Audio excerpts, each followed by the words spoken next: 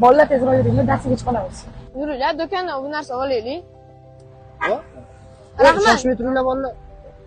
Mana mana sizlarga. Bu nimaga? Bu bonus ukalarim. Rahmat. Ko'p narsa olaman. Rahmat. Bo'pti, bolalar sog' bo'ling. Pulni ber ukam.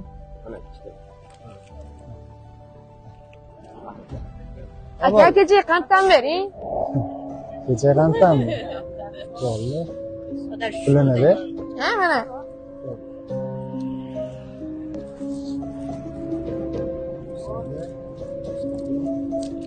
Rahmat.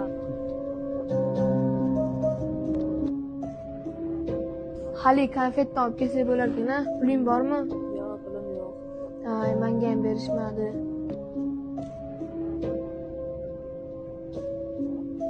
Ustoz, tashqariga chiqib olar. Nima bo'lyapti bolam? Ustoz, boshim og'riyapti. Tezda chiqib kelgin.